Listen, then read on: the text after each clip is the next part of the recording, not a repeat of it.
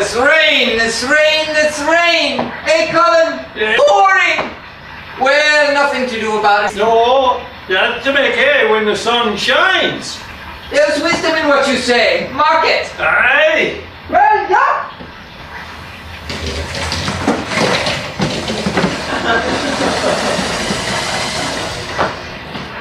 Like to a mouse drowning in a jughead where all alone it sees its watery fate, so every task conspires to damp my spark without escape. Well done!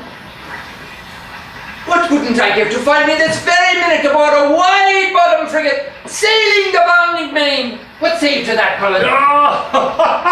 A wide bottom frigate! You're a witty man, Will Shakespeare. Make no mistake. Well done!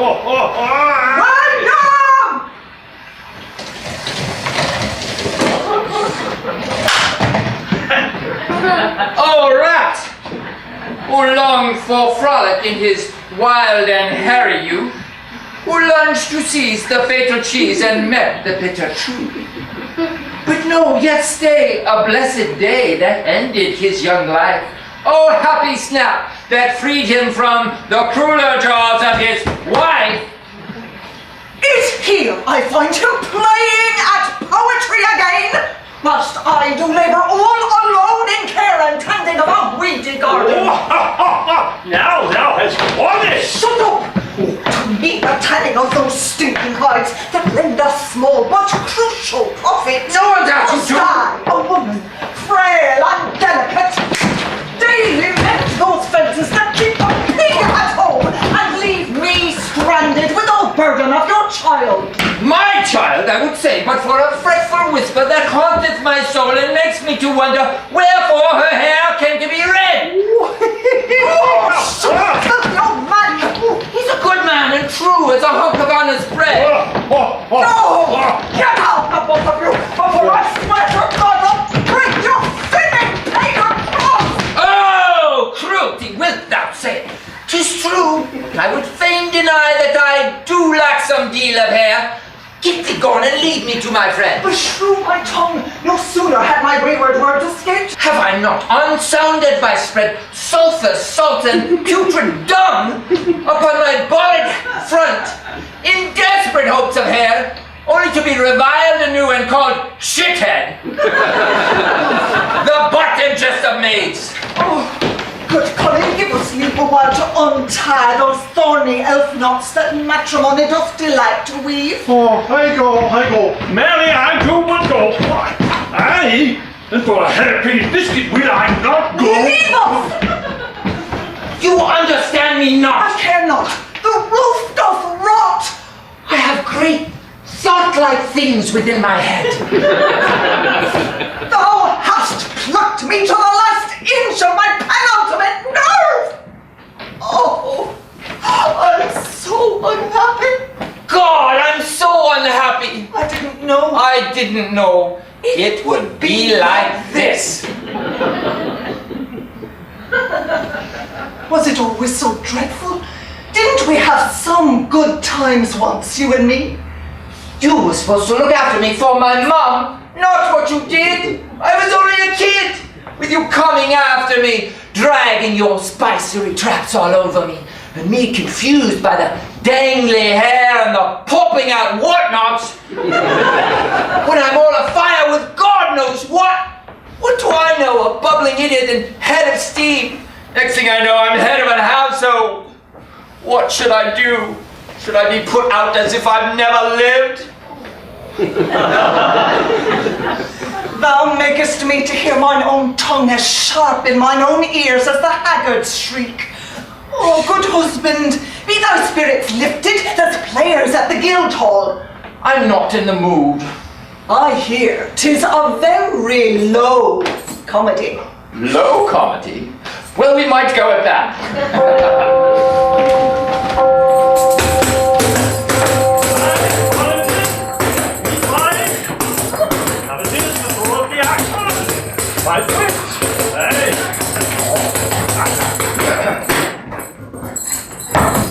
Happy be this day, as our two kingdoms join, and may our union elevate the common flock, and with those lofty with virtue do conspire, for virtue is the use of right desire.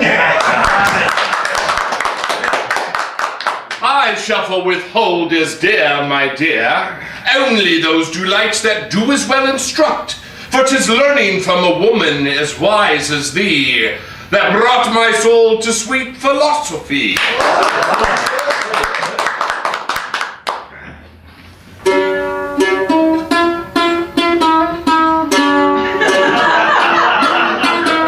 But silence a while, sweet music, and let me woo my love.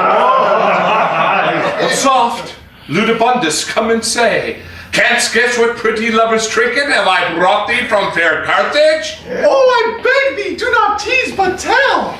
It is a sausage! Nay, by heaven, it's a cat's turd. Fie, it stinks. Hey, it is my pizzle! And by the rood thou shalt admire it! Nay, is that all that thou canst say to Agrippina's daughter? None but this, and also this!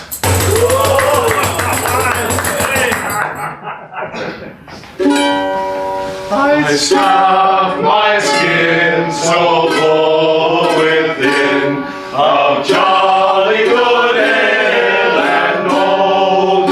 La la la la la la, go back inside, go bear, and foot and hand go gold.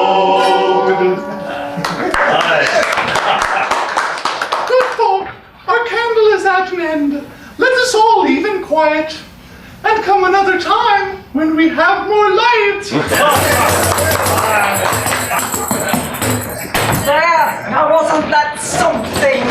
I was moved to tears as well as laughter. One word, wonderful. One should run, never walk to see it, whilst one still haveth the chance. Oh, shut up, will you? It makes me mad to hear you go on. These were artists, so full in fire and fearfulness that I could scarce draw mine own breath. I could give my life to live with men like these. Instead, I sit in a cowshed, watching my insect's life posting to its death. Some beer! Are you there, whoreson with the proper book? Is that an eggy pie in your pouch, or are you just happy to see me? Excuse me, over here, if the lady would please to dine, we'd really be pleased. Tickled, all of you, really. But man, dine on what? Shame me, come up with something. Out of nothing! Embarrass me before my fellows. These strangers, You kill all that gives me pleasure. you provide nothing and blame me for it! You take from your heart and do deprive me of my necessary space. Oh, Juno, great goddess of domestic justice, strike him dead! Trouble yourself not.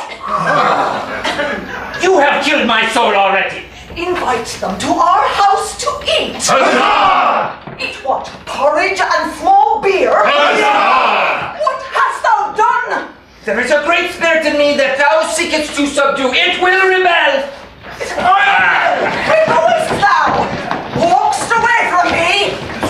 I shall not serve them dinner. I tell you, I shall not. I shall die first. 59 flagons of ale on the wall, 59 flagons of ale. You take one down, you pass it around. 58 flagons of ale on the wall. Excellent porridge! Dost thou hast any more? Thou hast eaten everything. You take more ale, Here's ale. Upon my life, a woman's face as if by nature drawn. What is thy name, fair youth? Just gingerbread. All the softness and lineaments of the other sex. Oh, most perfect illusion. So all do say, well, what gets the shit beat out of you one day makes you star the next. Any more porridge? Oh, here, finish mine. Thanks, good man. I was so stinking hungry I could have eaten your stinking cat. Never been so stinking hungry.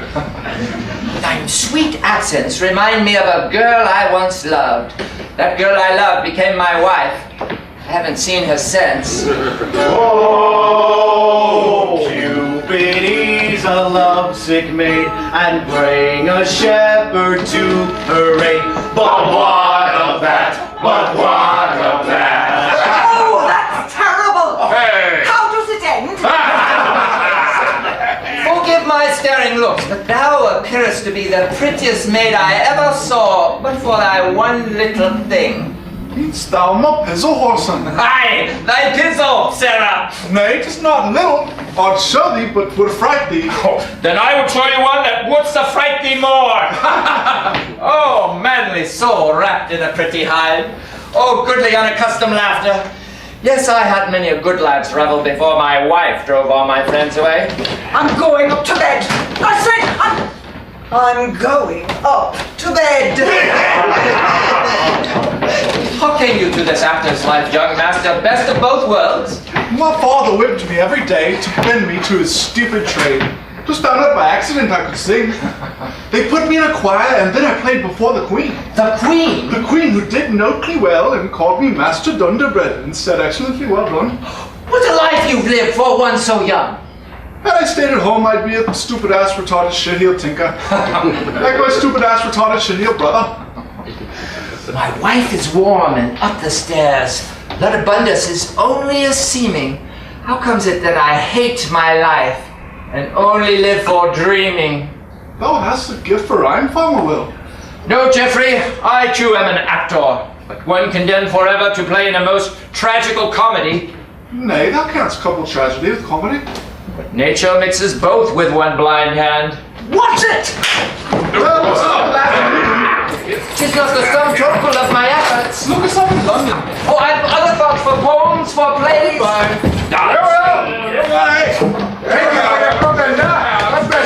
Goodbye, boys. Goodbye. Give us a song, Jeffrey. I asked a maid to marry me, but She said nothing. I said I'd burn for love of thee, but She said nothing. I put my hand upon her knee, but She said nothing. and then I took my liberty, but She said nothing.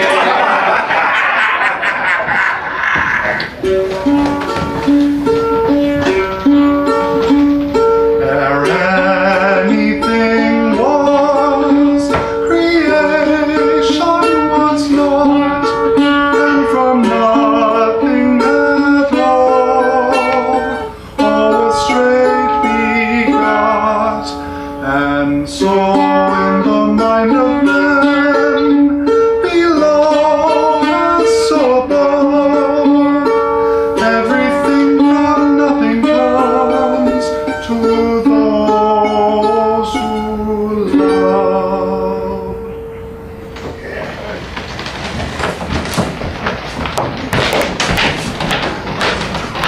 Oh, excuse me.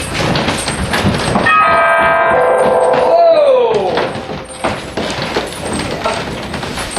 Be you Mr. John Hemming and you Mr. Henry Condell? Aye. What's thy business? His help bullocks declare it as well as the town crier might. I want to be an actor. What arts dost thou possess that fitteth thee for traffic on the stage? I follow not your meaning. No dancing? Music? Song? No, but I will learn me. Can you read? Such questions make the very gods to laugh. Can I read? I tell thee. Can I not read? Here, have a go at Galatea. Oh, pray, gentle masters, give me leave to study it a while. Then tomorrow, at this very hour, when Phaeton's chariot impales herself upon the sign of the three balls, The present moment serves us. then will I show you a Galatea. Galatea such as will set all sides splitting. Cheeks shall crack with laughter, and mirth shall rise like a gaseous nymph from the bed of Jove, bow-legged with her own audacity. He can't read. Nay, I can, but slowly. I have a most pernicious deficit of my attention's ordering. What makes you think you're fitted for the stage? You aren't very quick.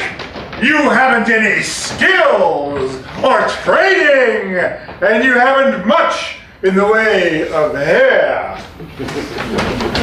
What you say, Mr. Hemming, only confirms my deep assurance that the theater is my home. I'm sorry. Listen, my friend. What do you think there is to being an actor? I don't really know. It is the highest of all high callings. That which leads us to represent the spirit of man to men. And also to well impersonate a woman in a way that fools a man. At close quarters. Oh, sometimes very close. To illuminate the very highest and the lowest of this angelic beast we are. That is our craft. And it is a craft. Not accident that makes a Burbage, or a Kemp, or a Hemming, My boy, to be an actor is to know just how to saw the air with your hand thus. Aye, and how to contort one's features of a piece with the sawing. To simulate, manipulate, and never fear to grandly feign a passion. Is the very art of fine indication. It is to sink thy voice to a thrilling whisper, and then, all unexpectedly, to spew, shout, thunder! To cover the groundlings with the spray, filth, and spit of our most violent energy! When Hemming here did play the King of Goths, he worked himself so into a frenzy that he forgot himself in the hot passion of his playing and ate the very properties. God, that I might have seen such play! Ah, I was younger then, and full of vinegar. We'll none of us ever forget it, John. Poor Henry here, full of invention, never out of his pot, even when he goes stone dry. Aye? Dry? I never tried in my life. Oh, aye. St. Stephen's Day, before the Queen. Oh, that! Before the Queen? Was during the rending of Cassandra. I was playing Agamemnon. Agamemnon! Aye, and they didn't think I could do it. Nobody thought I was right. I had to lobby for it. Well, Henry's mind did of a sudden flee his body. There he stood, struck dumb. As to a wooden block, a post, A paralytic thing, bereft of wit. beyond all hope of rescue. All before my face went white. Went white, I say! But then did sweet deliverance descend. Some convenient god did with golden pliers loose my tongue. And forth from Henry issued such a speech, so fitted to the circumstances of Agamemnon's time and hour. 'Twas fear, pure fear, did fodder the swift cannons of my invention. And in perfect rhyming dodecatrains, he brought the act to a close with such a roar of approbation from the court as we have not heard before or since. And the playwright told us, keep it in. Well, he told us we could shove it up our arse anyway. Oh, please, Mr. Carlo, dear Mr. Hemming, don't you have anything for me at all? Well, we did just lose a spear shaker. Oh, what did he play? Had he a big part? Dear boy, in the theater there are no small parts. There aren't. No. The professionals know it. There are no small parts. What's a spear shaker? During the battle scenes, they come on with spears and they shake them. We don't let just anyone do it though. No, Could I be one? I don't know. You wouldn't get paid, you know. I don't care about that. Can you take up that broom and brandish it like it was a pike? And a head on it. A head? A head on a pike? Well, don't get ahead of yourself. We'd have to see how you do first. Stuff! Pick! Steve! Oh, there, stripped thing. Weep thou still for a dappled glade, where once thy leafy vault did use to shade the tender fledgling from the summer's heat. There thy wanton boughs did often meet and toy with the delicate spinner's feet, whose silken skein with dewdrops hung would catch the careless bounty of the sun. I think we can find something for you. Oh, really? Really? Do you mean it? Am I a player?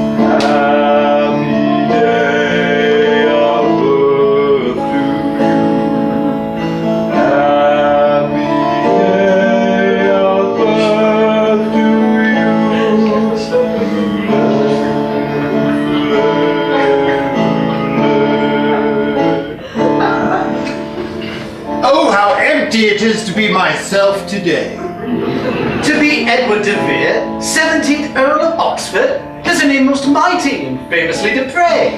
Thinkst thou I glory in it? Oh!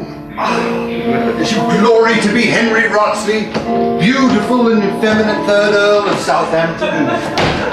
'Tis true, I am he. I am that girlish Earl. Alas, ah me, ah well a day. This painful exposition shows I'm not what I was. There was a time I should have rather died. Well, help her, sure.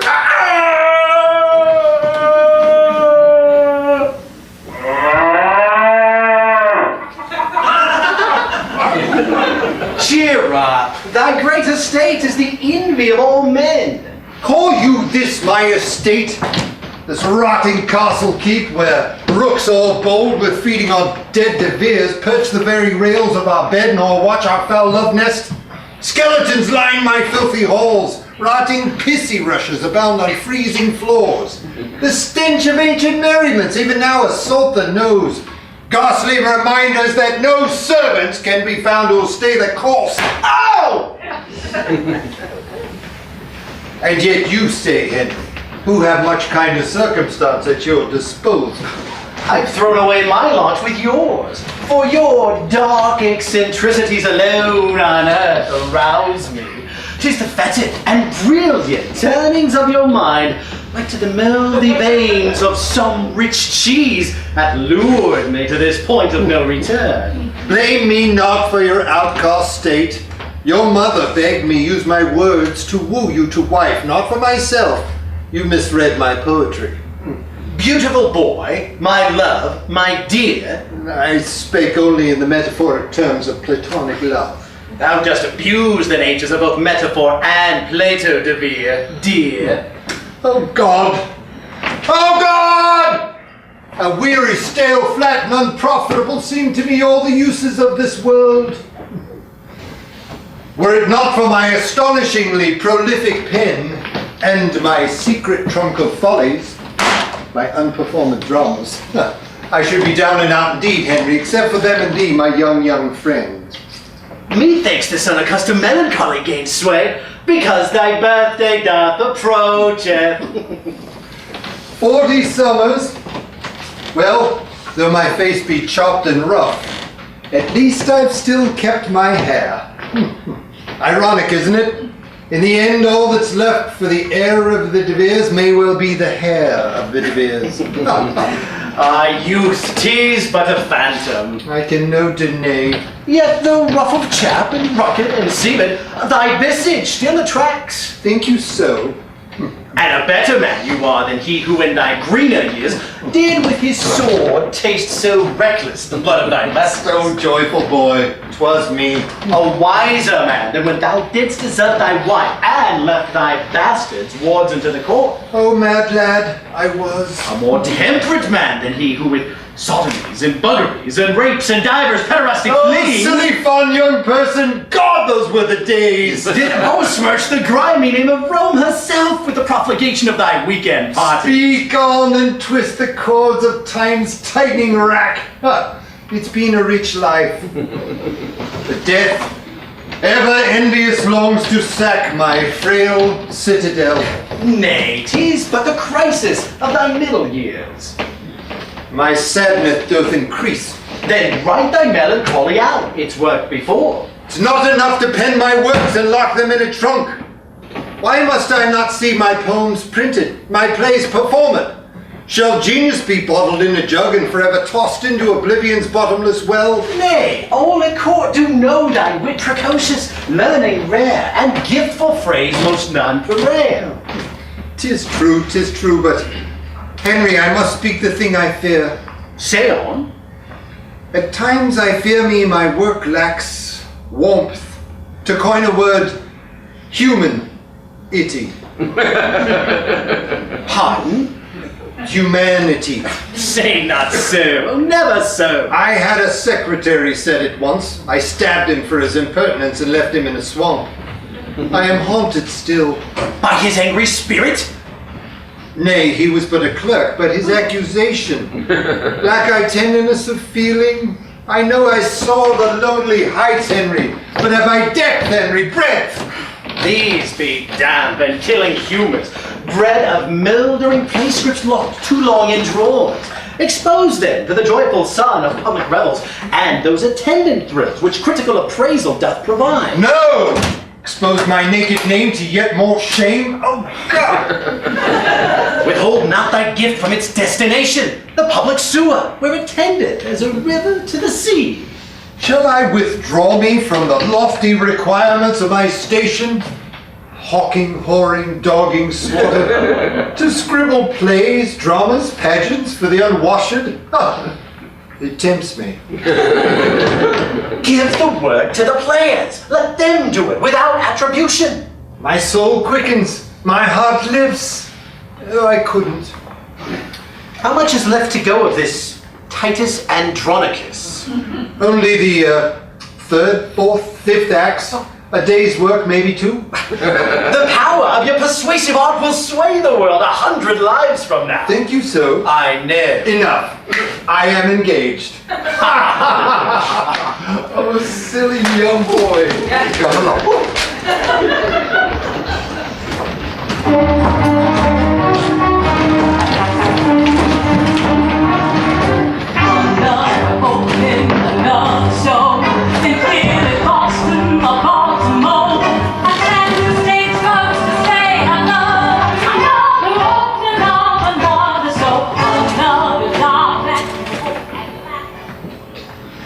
Soft, Mark Antony! Stay a while, beside the gilded serpent of the Nilus, and say what gift hast for me, what rare love token brings from balmy Italy.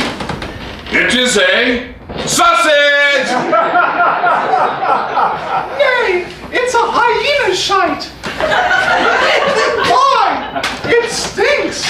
Nay, it is my pizzle! Nay, is that all that thou canst say to the Sphinx's own child? And by great Anubis himself, you shall admire it! Prevent you, Shakespeare, you're on! Good people, you may see in the second part what Cleopatra doth reply. In the meantime, you shall amount yourselves to buy oranges and meat pies. I'm encouraged by this our run-through. It's not full-blown, but yet it flowers our play. I've been more subtle on occasion, but all will right itself by Tuesday next. I have no misgivings. Oh, boys, I met our playwright. The who? The playwright, the author, I'm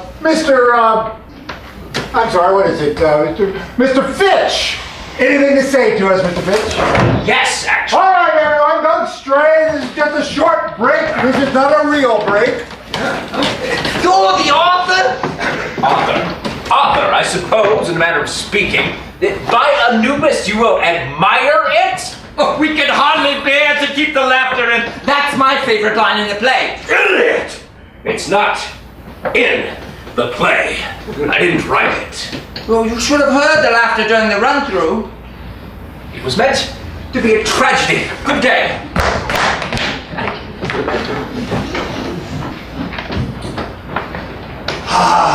Feel better already. The roar of the amphitheater is in my blood. You with the spear. Have you seen John Hemming? He'll be back in half a shake of a lamb's tail, sir. We're on break. A country boy by thy sweet accent. Can you fetch him hither for us? There's a shilling for you. See how God provides for the actors? I haven't had tuppenny for a bun all week. One of John's apprentices, eh? All starvation for the distant promise of someday a tiny part. Oh, there are no tiny parts. Of course not. Well said. There's another shilling for you. I'll go get John Hemming for you. Whom shall I say once? Edward DeVere. Oh! Mr. Doe. At your service. Thou art over fretful of thine secrecy. My guardian would cut me off. The queen would refuse to receive me. The ghost of my raping, murdering, polygamous father would bolt from all of his friends in hell and walk the earth in shame. Why? Not to fraternize with actors is to debase oneself. Ah, yes.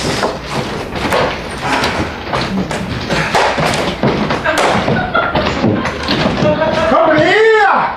Well, I say, Hemming. Oh, I have some little business to discuss with you. Company work the dance, and quietly, please. Can we take them through it? Yes, Sir Edward, what can we do for you? Some box seats? It's taken care of, and oh, have you met our new leading lady, our Jeffrey, over on the bar? I didn't come for that. Jeffrey, you say? No. He cannot be. It is a miracle. Say you rather Mary, Lily, Jane, but never Jeffrey. Oh, yes, that's young Jeff Dunderbread from Christ Church Boys Choir.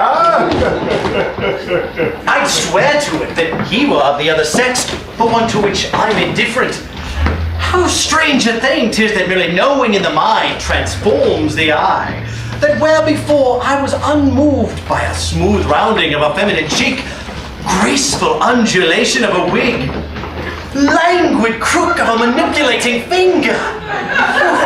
Just that little word of Jeffrey works some strange magic on my senses. I think I shall wander there. John, I have a play. You! Shh! I shall want you to put it on. It's very good. But when? We're fully booked. What's next? By Scurvy Wives. And then we present a new thing by Mr. Fitch. Yeah, look there. Where old Fitch has hanged himself. Wherefore do you laugh? Is it a great thing to see a man driven to distraction by the misuse of his work? Oh, he's right. Poor Fitch. What a shame. We may have a slot. What's it called? It's called Titus Andronicus. A most beastly and bloody tragedy. It's got wicked prevarications, heinous mutilations, wicked decapitations, lawless fornications. But where's the love, your lordship? Where is the love? Love there is. Between a wicked queen and a wicked Moor. Oh, I like it. I quite like it. Let's see how that would go. There's the queen, and she says, "Nay, what bulges there beneath thy Moorish cloak? Hast thou brought me a fine flagon of Algerian wine? And then he says, no, John, never, not like that. If I give it you, it shall be performed as it was set down. Not a thing changed, not a jot, not a tittle, not a scrap. Not a tittle? Not a tittle. Really? The shit you do. The hits I do. The drivel you perform. It suits the temper of the time. Offer better fare, and they will eat it. Better fare? John, do you dare greatness? Greatness? Oh, greatness! John, forswear the merely vulgar, bawdy, bloody, and crude. There is my dagger, here is my naked chest. Nay, I offer the vulgar, bawdy, bloody, and crude, but excellent as well. Earth-shaking, rousing, eternal. Well, it's an honor to be sure, but have you thought if we're quite worthy of it? Excuse me, Lordship, I've heard what you're saying, and I just want to be in it. And so you shall be, hail fellow. Plain good, gentle fellow. What's your name? Oh, they call me Honest Will Shopsbury. John, I need a beard, a mask, to lend me his name, a front man who can be trusted. Discreet Will Shopsbury.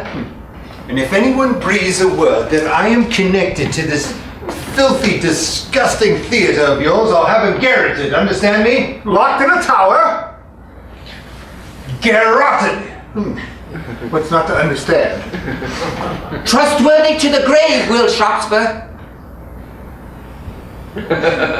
What about him? Him? Most damnably without hair, Will Shopsbury. Wilt thou lend me thy will for some great will of mine? What? I'm rather simple. True, but simple. And in doing my will, be my will for this brief sum of time? Come again? And in my will I will reward thee for thy will's use to me. By God, I will do it! Whatever it shall be. Only this. Be thou the stepfather of mine invention's heir. How do you mean? I will write, you will sign your name. Oh, that could be difficult. I can do it, you know. It's just this old trouble with my hand. Only give me your hand on it, we will fix the trouble. Shockspur is such an odoriferous name. Oh, thank you. It's very old, you know. It's a derivative of sheep's pea, we think. My ancestors had many a sheep's coat. Why doth he not be signed Shakespeare? Is that not how you were carried on the rolls? A stage name! Fancy me with a stage name! And a nom de plume to boot. A what? Only, never a word, gentle Will, must thou spill. No problem. Hemi, the author hath the right to attend all rehearsals. Of course, I welcome the input. Casting, director, designer approval. An honor to be sure. Where the hell's Roxley? Designated number of house seats? Well, how many are we talking about? We're talking about 400. Wonderful, wonderful, most wonderful! And after this, more wonderful still, to lend my name to such an enterprise, to be made use of in such a fashion. Oh, great fate! Fortune has raised me in her ranks from foul footstool to first-class footman. There is no fathoming her means with her favorites. It is me, Mr. Adonis. Do I like it? Mr. Adonis. And I. I too.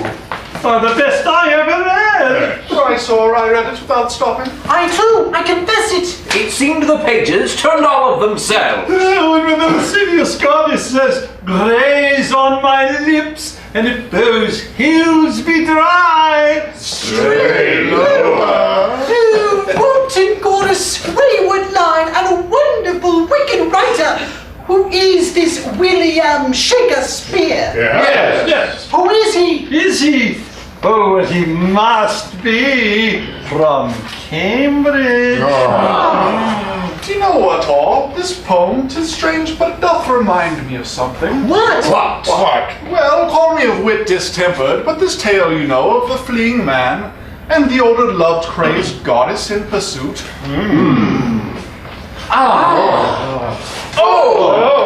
Why doth it not savour of my Lord of Oxford and... The Queen! Our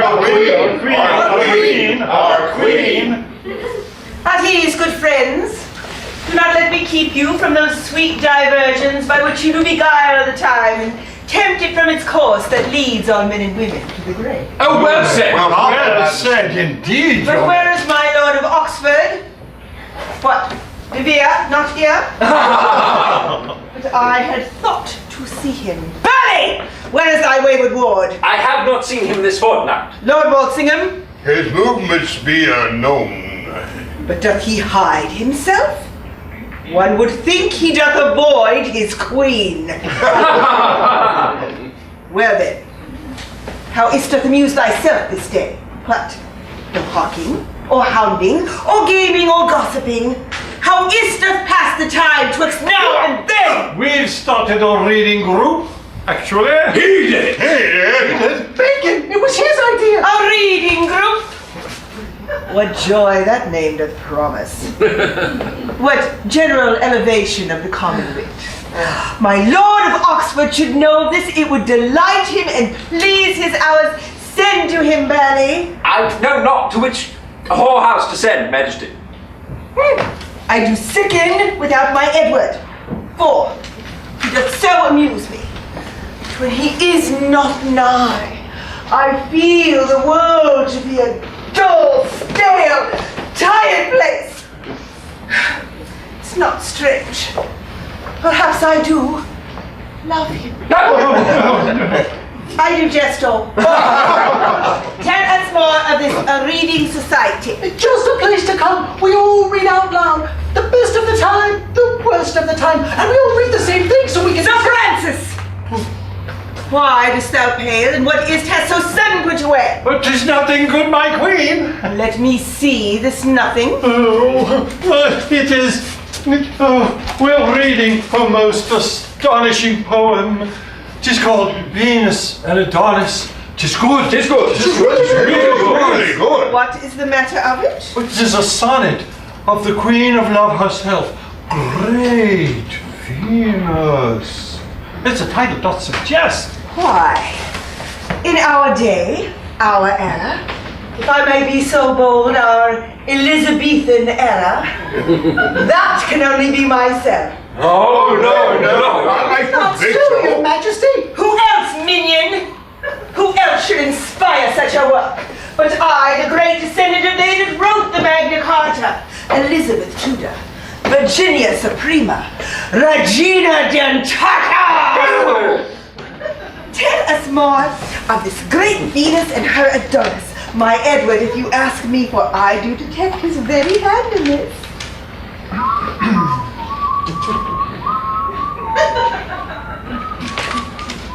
Hath the cat got all your tongues? Well, say, is there a lady to be delicate to? Young Rotsley. The effeminate Earl of Southampton! Well, that way goes the game. It says the author is one William Shakespeare. Burley, tell your ungracious ward he may return to court. I will not deny his gifts. I will hear this poem of Master Shakespeare, though I find I feel it. Even as the sun with purple-colored face! Ooh, purple-colored face! Oh, that's good! Has ta'en his last leave of the weeping morn. Rose-cheeked Adonis hied him to the chase. Hunting he loved, but love he loved to scorn. Hunting he loved, but love he loved to scorn. Sick-thoughted Venus makes a main unto him, and likes the bold-faced suitor, gins to woo him. The booksellers can't keep him in the stalls long enough. Everyone who is no one is reading me. It's really disgusting. Thou look'st 37 again. Nothing not, Will? Oh, aye. Oh, Will, I've got another. Read it over, sign it, take it to the printer tomorrow. He'll be expecting you. Already? Why, thou art as the gilded pike whose belly swells with countless bursting eggs. Ew. A pithy image, alive with the horror of the breeding world. Are you sure you're not one of us? Pardon? Never mind. Here it is. Your latest. The rape of Lucrece. What is the subject? The rape of Lucrece. Oh, I'm sorry. I meant the theme. Innocence defiled, lust triumphant, rape, despair, death. A playful little nothing, really. Oh, now you horrified him. Oh no, I think I've aroused him. Edward, look at the time. We're late. Let him have time to tear his curling hair. Let him have time against himself to rave. Let him have time. What in the world is that repeating thing? Fellow, wert thou born in a barn? I said that out loud, didn't I?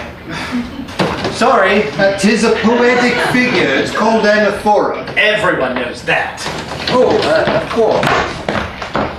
You might read this. You better know something if you're to be in the game. Forgive me, lordship, for a clodpate and a fool. Nay, never ask pardon for thine inquiry. 'Tis a marvelous thing when a man's hunger grows greater than his shame. Lower the gate when you leave, will you? He hath left my heart in pieces. Lies not with me, lies to me. Then gone from me, gone without a word these many months, and now this morning comes another packet. 10 shillings? I've never even seen 10 shillings!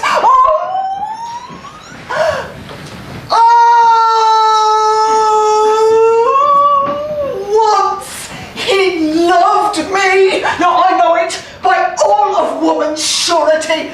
Oh, damn it be my woman's pride.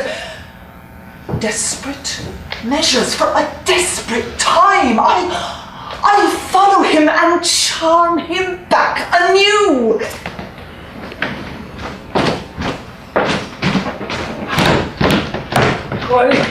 I see my pussy.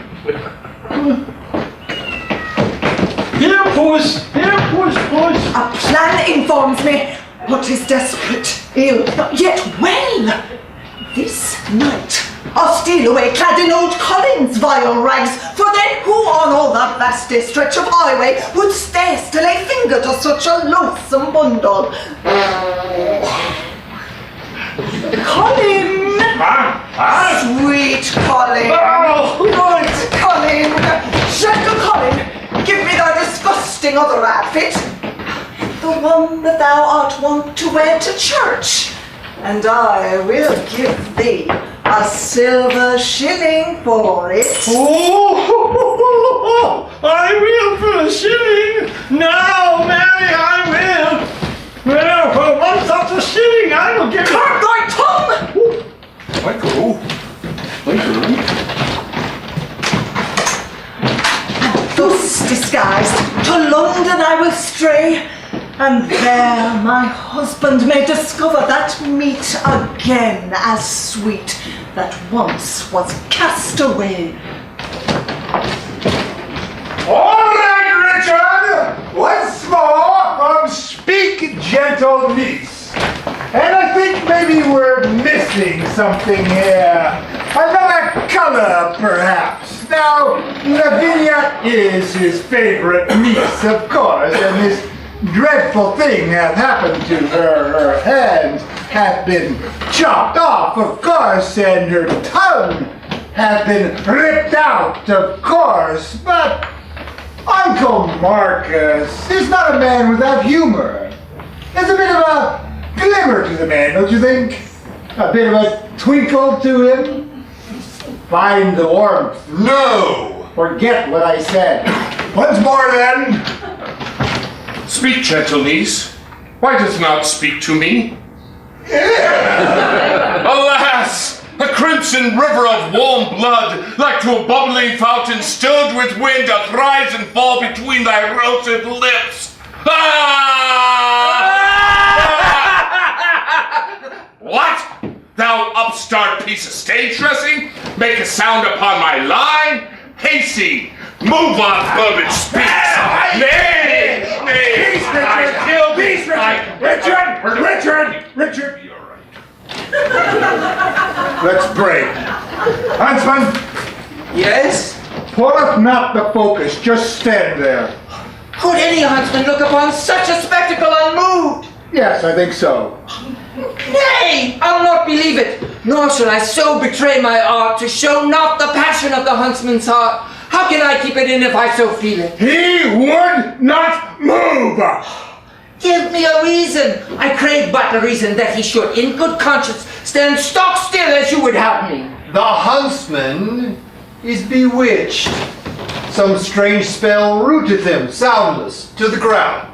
That's it. Marvelous.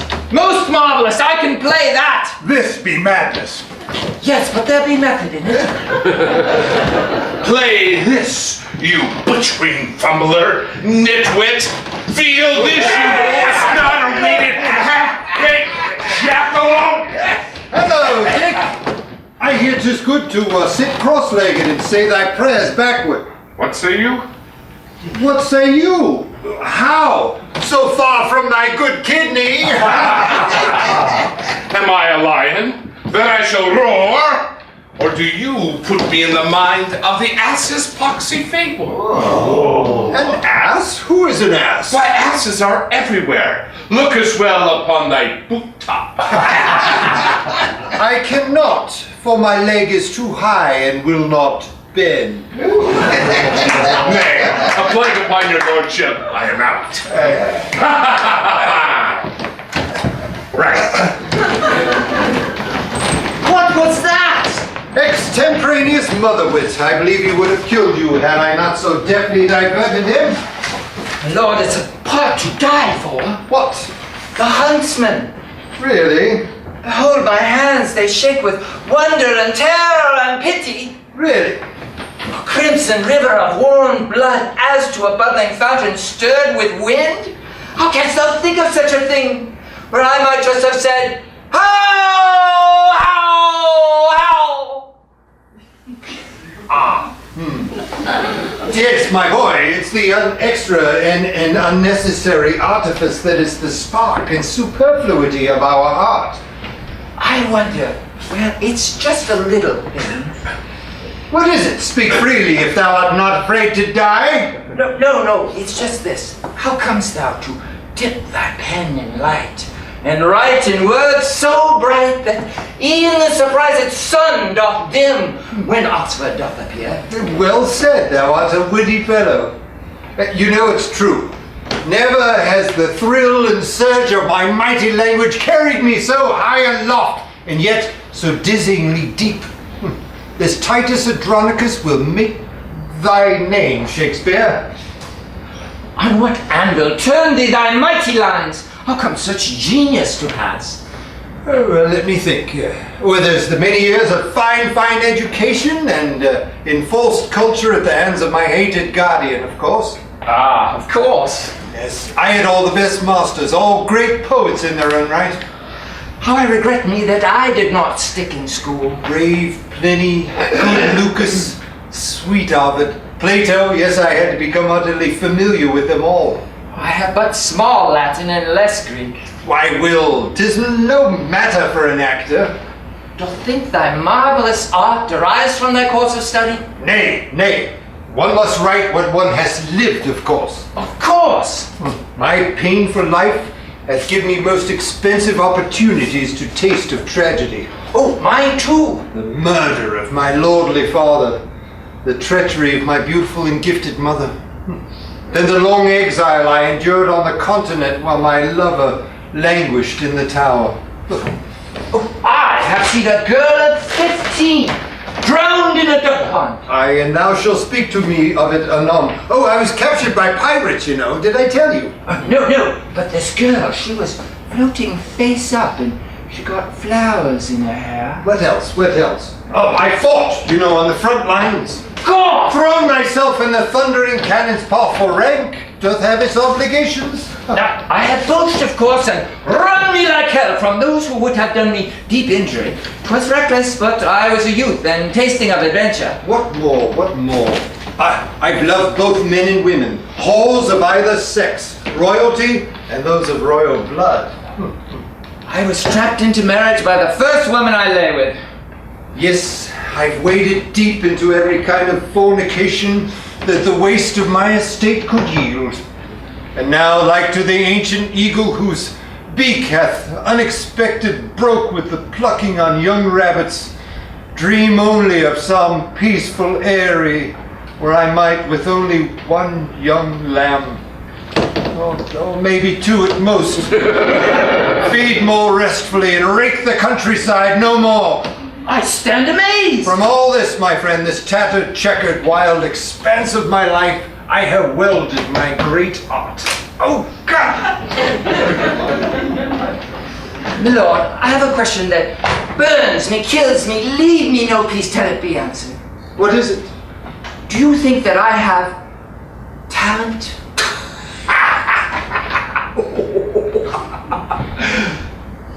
Why, Will, you're serious. From the bottom of my heart. Well, thou art indeed honest. Thou art a regular Philomel, artless and sweet. My heart sinks. Thou hast excellent fancies, brave notions, gentle expressions. Thou art a true-hearted and goodly fellow. Worse and worse. Beware, Will Shaxpur. Fly not near the flames of art.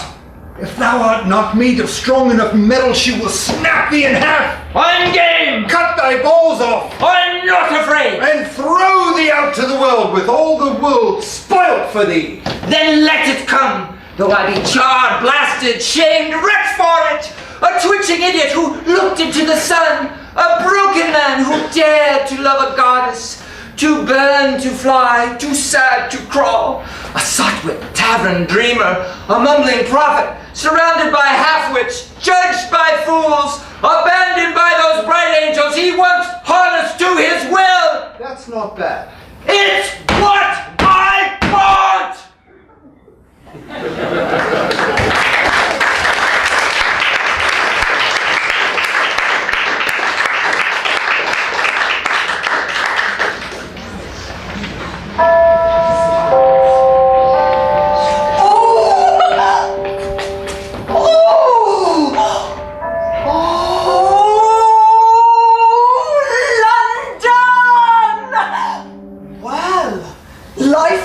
Certainly strange. 'Twould never be believed in a fiction that my own husband might not penetrate my disguise. Oh, what adventures have I had! Once arrived in Collins Rats, I went to see my cousin Lucy aboard about town.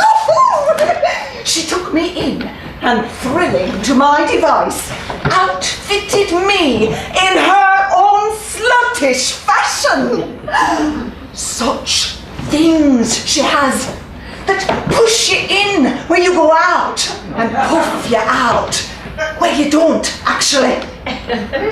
Paints as white as poison, and rouge as red as roses. Cheek patches, corsets, chokers, and the most lovely gloves. Shoes that make you taller than your own dumpy self.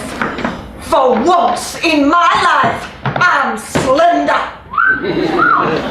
But no wonder why my husband loves the theatre. I never want to go home again. Oh, and just look at this hair! Oh, had I only been a man, I might have been an actress. Well, thus trimmed and decked, I sought out my own love and contrived to meet him just after the matinee. Titus Andronicus, now that be entertainment. Well, he knew me not as his wife, but thought me a wicked whore. He took me to his rooms, and we've scarcely been apart for a week. I've been just awful to him. It's been wonderful! Well, he himself hath taught me cruel inconstancy, since faithful kindness prompted him to flee. I hope that this will thee satisfy, for 3 times thou hast sent me out for wine, each time complaining of the taste. I'll be gone. No, stay! Thou art a gamesome slut, dear Lucy. Why is it that I love thee so? Because I love not thee. Nay, thou liest. How canst thou do the things that we two do together under night's dark coverlet? Those wild and stormy expanses of uncharted filth that do mark the passing of our hours together. If thou lovest not me, Why, it must follow that if I loved thee, I could not do such filth together with thee. my sense follows not yours. For I must despise thee to use thee so. Aye, marry, for who should play such games as to whip thee, tie thee up, call thee naughty names, and romp with thee, who had carried the candle of immortal love? But women's affections do evaporate like dew at the sight of red-faced, snorting desire, and hath, since the old time, You do warn me to the quick. You laugh at me and scorn me. nay, I do but jest. I do never despise thee, Will. Oh, cruelty was ne'er so fair. Not even so fair. And yet I am enslaved. Though at times I like thee for a good fellow and a fine sport. Fine sport! Oh, these words do sound a death knell in mine ear. Wilt thou drive me mad? Inconstant woman, on Tuesday last, thou didst swear thou lovest me. I gave thee my purse, aye, and my heart with it. Then on Wednesday thou lovest not me. I am a woman. We are changeable. By troth, I see no more in you than what nature sells, being damaged on the cheek. Oh, I needed not to listen to this railing. I go. Not seek me no more, for I do fly thee. Where's the rest of my hair? And my false breasts too, which wearing I came hither withal. Leave thy wig and thy false breasts, leave too. And leave me with the better part of you. As a loathsome disease ever longs for that which makes it sicker, so doth my perverted palate incline to you, foul leprosy that I adore. Oh, thou sayest the nicest things. Which reminds me, when are you going to put me in one of your plays? Hello, dear boy. Forgive me awakening you so late, but I was flipping through Maniac of Plautus, and it bethought me it might do well better adapted in the summer months set in Syracuse. Oh, I didn't know you had company. Oh, I'm not company. I'm a demon. May I present my mistress, Lucy. Lucy, this is Lord O. Call me O. Oh, call me abhorred leprosy, for my will doth call me so. A hot bitch, by lacking. A cape laid by our Lord. Will you embarrass me before my friend? Will you have some wine, my lord, if my lady hath not swilled it all? Nay, will I had but a glass. Here's a bottle of a fine Rhenish red. Shall I heat it up for you, Lord O? Oh, don't put yourself out. Nay, and Will was to it himself to put me out. Your lordship saved me from such a fate by his most opportune arrival. Why, Will, throw such a lively lady out into the cold night. Truth and lies do alternate like bubbles in a fast disturbed stream. You'll find it best not to believe a word she says, and hope, being ne'er beguiled, converts not into disappointment. So sour, sweet Will. Here's a nice hot cup of wine for your lordship, and one for you, my love. Call you me love? Unsay it, for you mean it not, and do not malign the very name of love by this misuse. Is he not cruel to me, lordship? I most cruel. Well, we women are such fools that we do bend to the one that strikes us, like as to the spaniel, who fawns on him who wields the biggest stick. Upon my soul, Will, a most beguiling wench. A wicked wench, to wrench a wretch who's fool enough to fall into a fell hell hole. Well, there's my cue. Such savage alliteration, peaceful Will. I'm off home. Oh no! It's too late for a lady to be out alone. Only cut purses, murderers. I will guard thee in thy walk and see thee to thy door, lest that thou be bothered being mistaken for a whore. An honest mistake, I'll wager. Shut up! Leave him be. I see what thou art up to. I want him to walk me home. A pleasure. Will, this manuscript I leave for thy perusal. If you have any ideas, a line, a thought, a speech, a punch and turn of phrase, that sort of thing. Thank you, Lordship. I'll take a look. By the way, I've finished most of the books you brought me. Just got Lily, done Euphues, Sidney, Spencer. Oh, by the way, adored Catullus. Hast thou read that Astrophil and Stella I gave thee? Aye, most eagerly, and found it most strumpet. I forbid thee what thou knowest it is, I forbid thee. So cloudy with thy lady sunny Will. Excuse us, good my lord. If you would but walk to and fro, I shall be with you presently. I go to walk to and fro. Didst thou tell me what to do? If you love something as thou sayest thou do, then set it free and see if it return. I will return, Will. Look not so sad, sweet friend. Thou knowest me for what I am, and know I will be true to thee. In my fashion. Dost thou call me sweet and friend? Thy unaccustomed gentleness makes me helpless to turn my throat up to the butcher's knife. Will, I will come to thee tomorrow. Nay, I do but walk her home. Oh, lo, this blow hath laid me. Why have I not the heart to hate them? And in this strain my thoughts do complicate. For if my love makes my love one in me, and my other love be one in me as well, then by this arithmetic should we not all three in happy rapture find ourselves to dwell? If she is me and he is me, then why should we not all be one together? What have I said? And how doth it scan?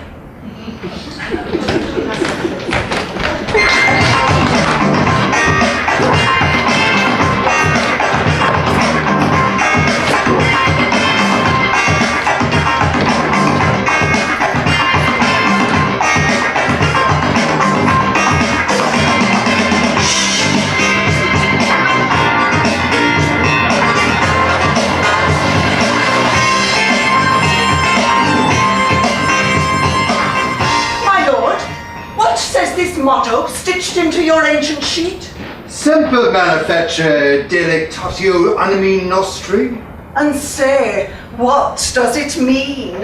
Ever to do ill, our sole delight. Oh, perhaps I shall learn Latin. Oh, you ring. What strange figures are those?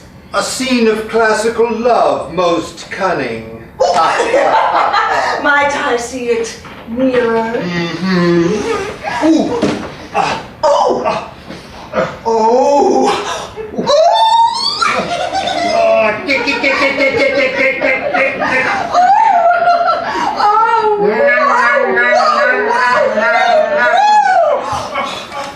How strange. I find I do not think upon the children.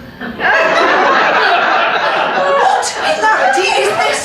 I feel so very far from Stratford and find I do not miss it.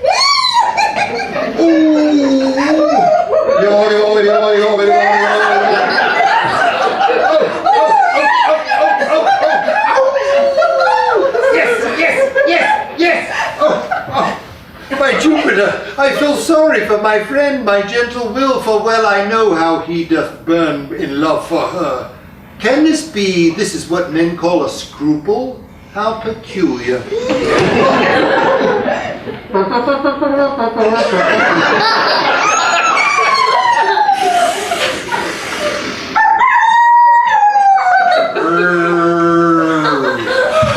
This careless and attractive lord deprives me of all moment's reason. I came to town to woo my husband back, but now I find his image in my mind doth blur. How odd.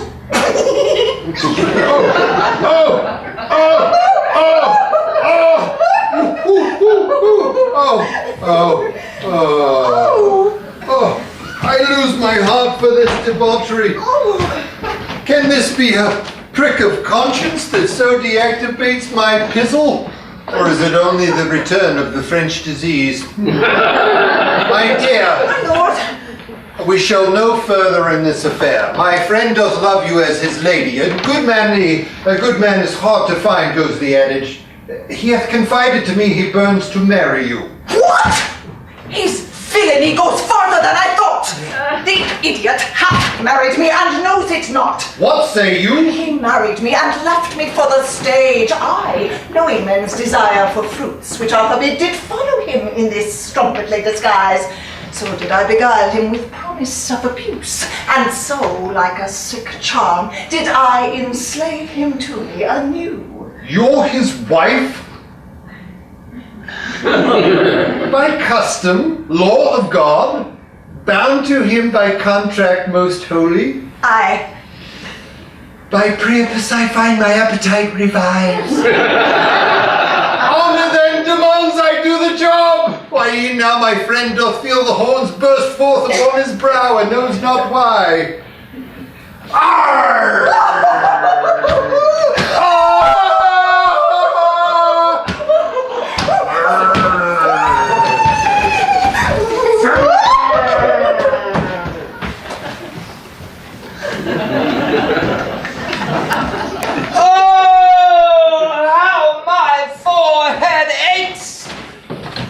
I cannot hate my benefactor, for I love him. I cannot hate her, for I am her slave. What shall I do? My noble friend and my fell hell hold bed together, and in truth I wish myself between them. I am confused. I am on fire! Oh, the agony! The irony. How is it that a whore's kiss provokes the lyric arts that an honest wife could not?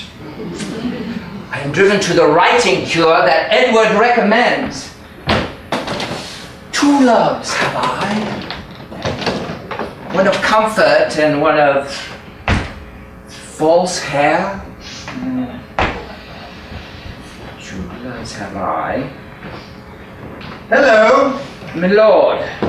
You're angry. Nay, Can't blame you. I'm not. Dost not thou wish to run me through the head? And so repay your lordship's great deserts? Don't you want to fly at me and tear me all to pieces? And thus discharge my debt for all your kindness?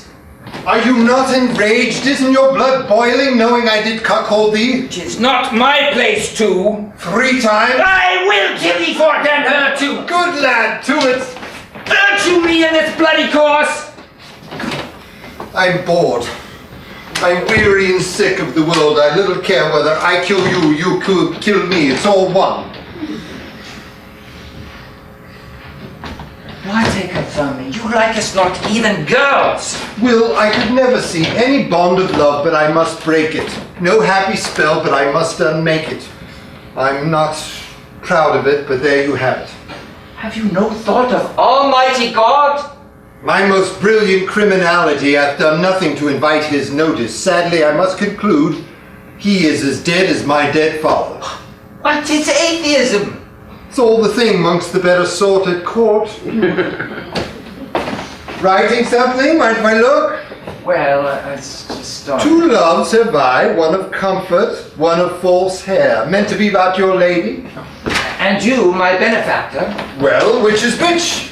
Why, she, of course, of the false hair. You, too? Beauty's dead fleece, making another gay. Nothing to say. Fair counterfeit. Do you think I might? Of course. Ah, looks better on you than rugged, ruined, chapped old me. To me, my lord, you never could be old. Call me friend rather, sweet Will. To me, my friend, you never could be old. Nay, flatter me in my melancholy and call me fair friend. To me, fair friend, you never could be old. Ooh! What? To me, fair friend, you never could be old. Before time's brutal frost shall touch thy head, I cut thy rosy throat and see thee dead. Ha! I have not read a sonnet since my youth. What think you?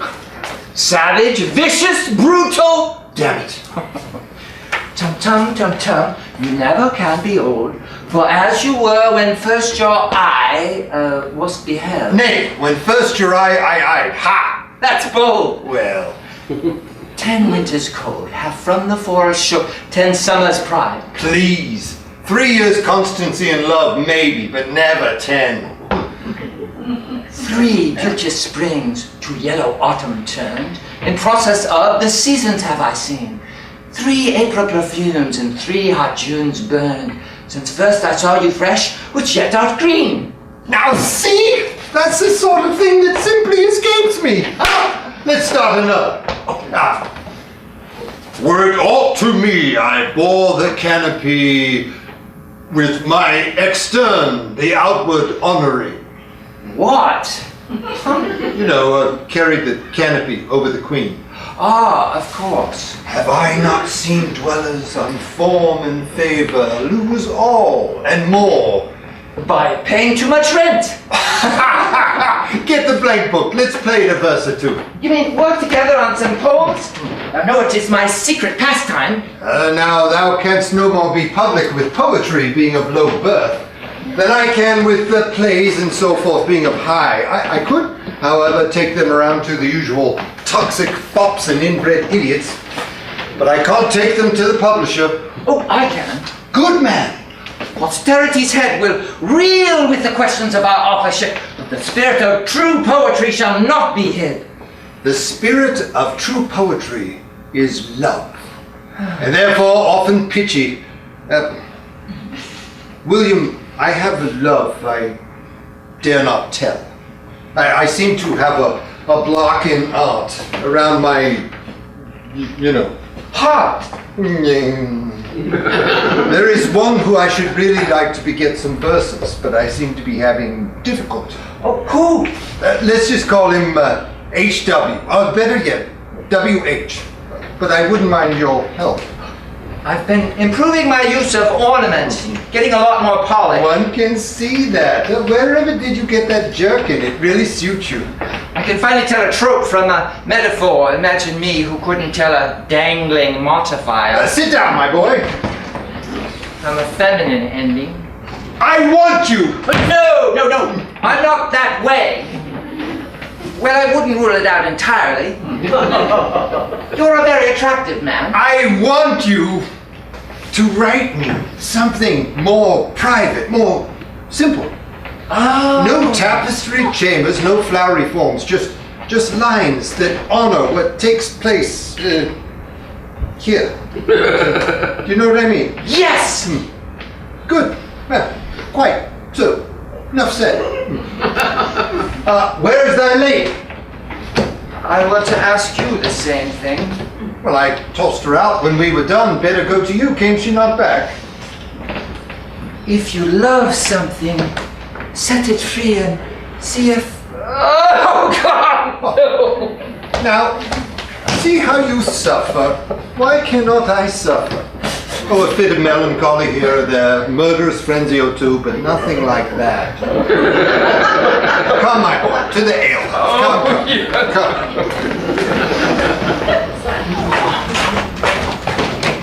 What have I done? My ancient weakness loses me the day.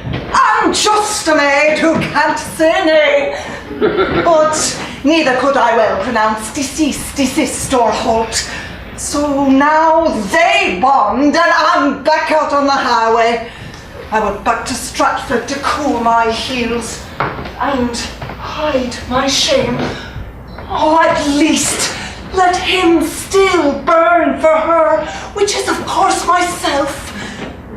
I was to have been revealed He was to have discovered his wife in his slut and so loved me. But now he will discover a slut in his wife and then kill me.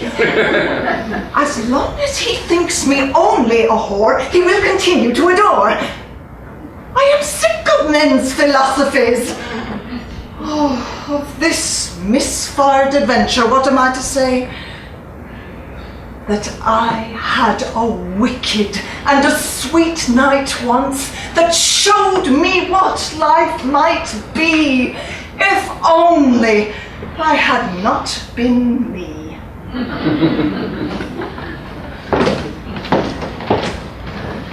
For I have sworn thee fair and thought thee bright, who art as dark as hell, as black as night. Marvelous! These sonnets, both the sugared and the vitriolic, are so painful and so witty, my Lord of Oxford. And you say they are by this William Shakespeare, the actor. Yes, but they were only meant for circulation amongst his more private friends. And does one make private friends at a public house? Oh, brilliant affair! Thou pullest not the wool over these eyes. 'Tis thee, 'tis thee. Nay, I protest. I protest. I protest. And again, I do protest. What's One second. The Queen! The Queen!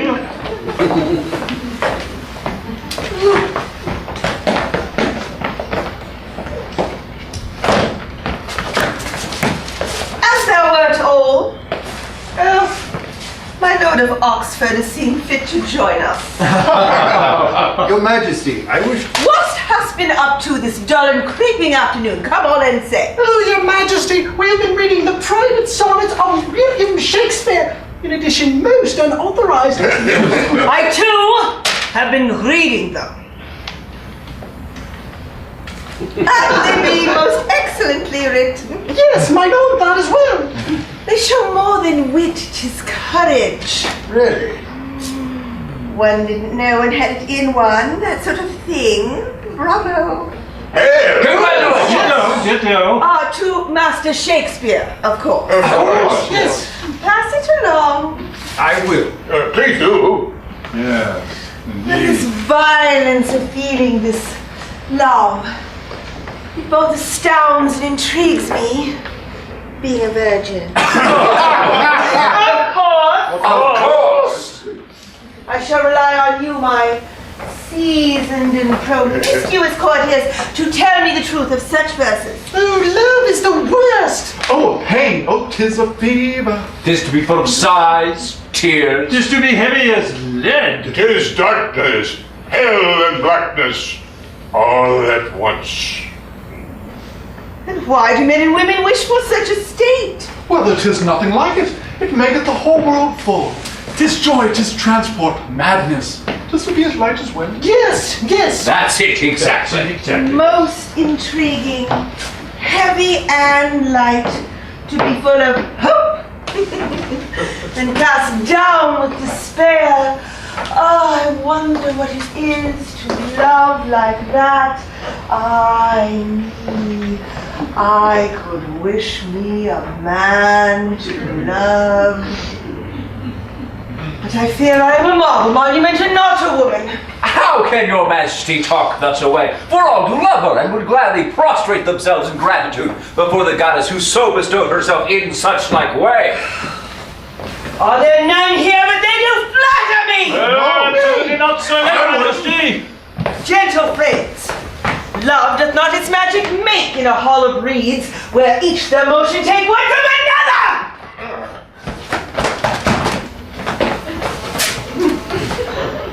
Seems to me that love between two is more akin to war. Adversaries destined to meet from the dawn of time, longing for the battle and who will slay them. Absolutely. Just so, Your Majesty. I tire, and you must take your leave. Stand up, what are you going? Oxford, stay. A word with you. Your Majesty. Oh, never flinch at me, and round thine eyes toward the exits. It taketh not a brick wall to follow me. Your Majesty's eyes are as great in farsightedness as they are in beauty, even as the pitching cormorant. Be tiresome. Sorry. I must ask you something. This Shakespeare, is he discreet? I stake my life on it. Has Your Majesty a literary project at hand? Hush. Sir Francis asked me just this question not an hour ago. How now? Doth he think to inflict his 3 merry horsens on the public? He mentioned something to like effect. Rash, Sir Francis. But let that be. I shall send Walsingham to your man, and with him a most rare manuscript. Has Your Majesty a play? Not a word.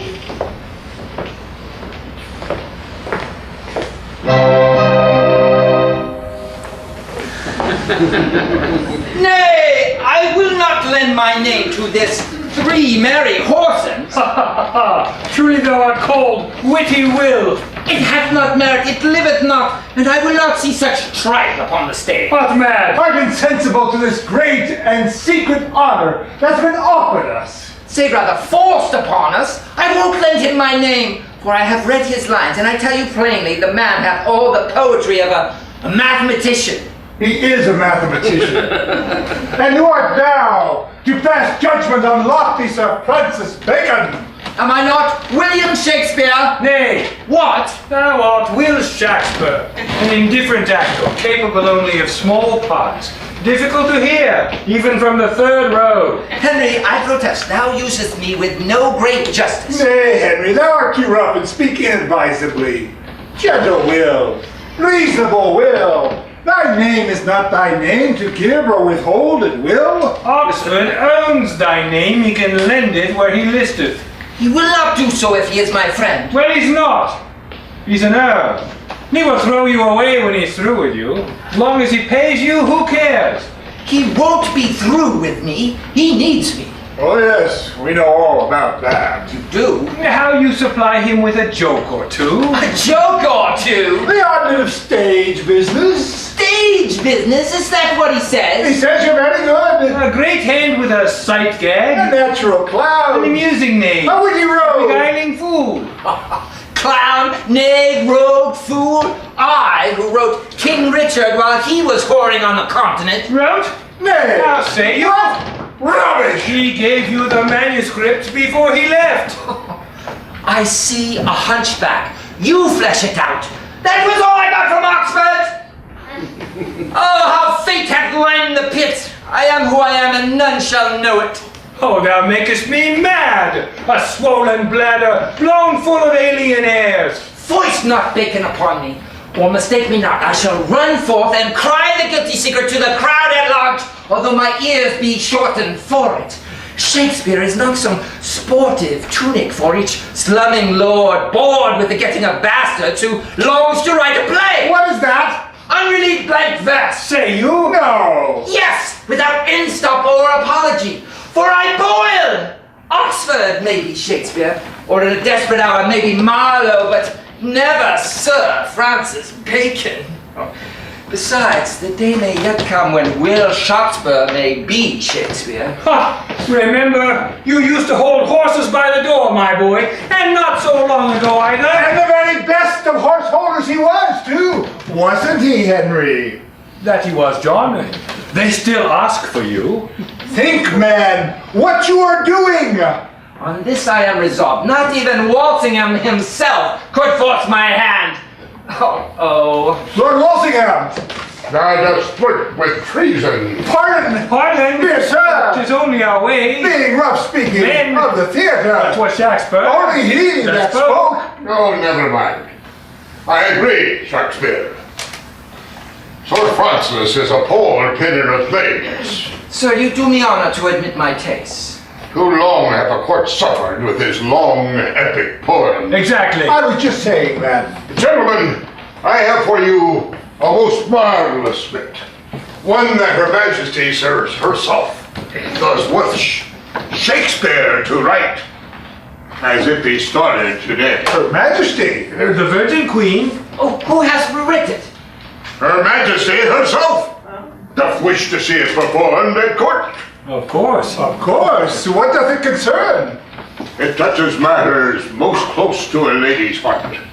A lady of consummate spirit and vivacity. One who has longed for a man to match her and or master her. Who penned it concerns not me, nor thee, but that she, who doth command the waves, she who ruleth the hearts of princes, Regina, Divina, Magna, Mater, Costa, Diva, doth wish to see it performed, sufficeth us. See that thou do it shortly. Aye. Aye. And I might add, that thou shalt keep quiet this matter and this meeting. Aye.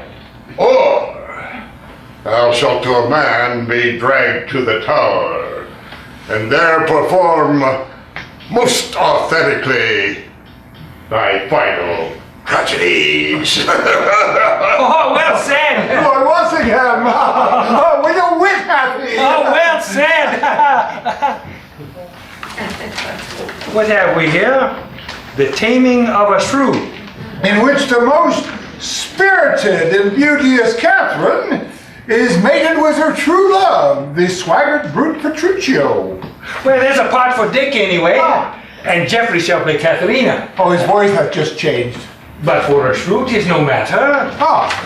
And Christopher Sly by Shakespeare. That started the play off.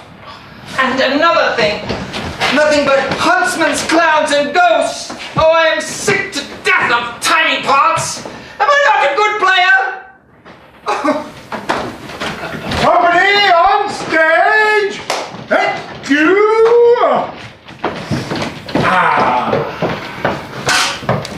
Is all our company here? Nearly. Aye.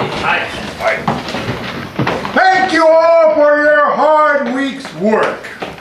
Now all that doth remain is to let go, to play. Wonderful, everyone. Shall we come together right now over here? I am he as you are he as you are me, and we are all together. Cuckoo, kajoo. Yeah.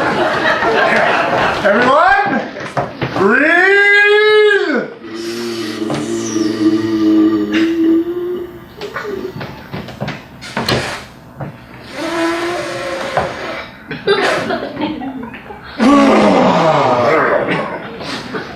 Connect. Huzzah! Huzzah! Now a short warm-up, please. Oh, I am whole, I am perfect. I have every right to beat him. I am From the bones of our feet to the tip of the tongue. Rotten Richard! Rotten Richard! Rotten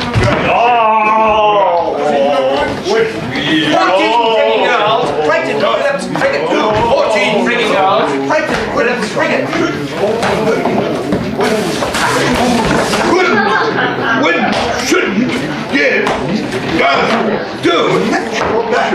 Unique Yorkshire, unique. What to do to die today at a minute or two to two. And these people have things to say, but hard to do. What is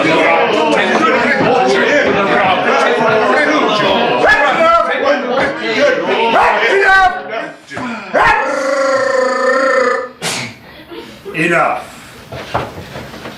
Now everyone, mark through any trouble spots. That's hard, good Romeo. Lend an ear. Yeah? There. No, wait, wasn't I supposed to duck?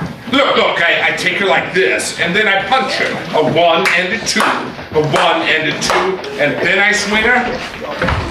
But what happens to Sly the Tinker? He hath not a through line. I don't understand. Well, I have not time to hear thy troubles at this moment. Whatever you did last time, do it again. Call you this direction? Oh, smoke the queen. At ease, all. Yeah. My heart, my heart. I haven't felt this way since the Spanish Armada.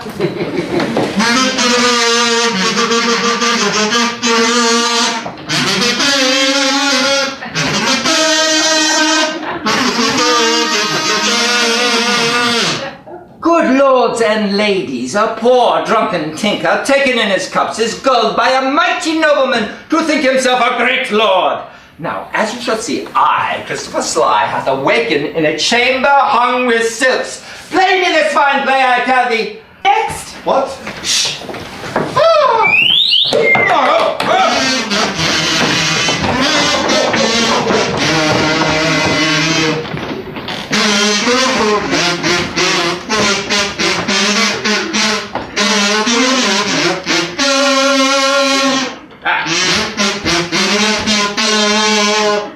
Good morrow, Kate, for that's your name, I hear.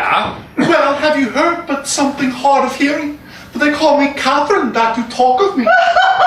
I fear to split my stays. You lie in faith, for you are called plain Kate, and bonny Kate, and sometimes Kate the curse. Another pint of smallest ale. What doth the idiot? He hath not another line here. What say you?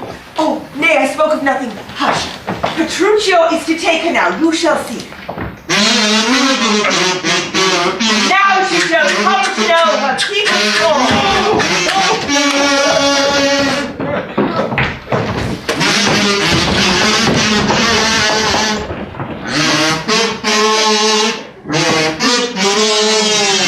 Left alone at the altar, oh, poor girl.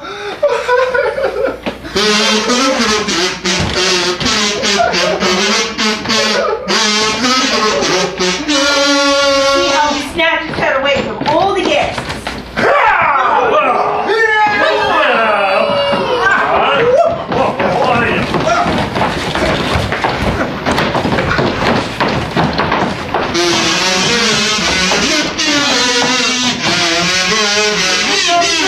Out, rogue!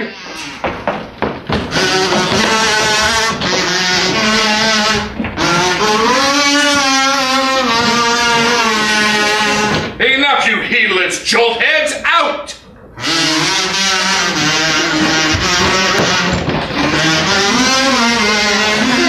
Cut down to size. How like you that, my girl?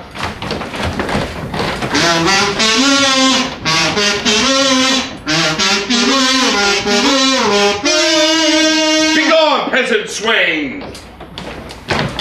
Let's ask the Grumio. Let not hear! Yeah? There! I was supposed to die. Ay me, what a story. How will it end? Lord, how bright and goodly shines the moon! The moon? The sun? It is not moonlight now. I say it is the moon that shines so bright. Take that! Yes. I know it is the sun that shines so bright. And now by my mother's son, for that's myself, it shall be moon, or star, or what? I list. Yes. I be colored like a spaniel and made to crawl on all fours. Yeah!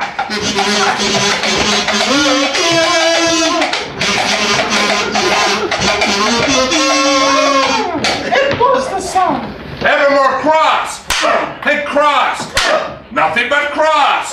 Do it again. She likes it. Evermore cross, and cross, nothing but cross. That's my girl. Now, come kiss me, Kate.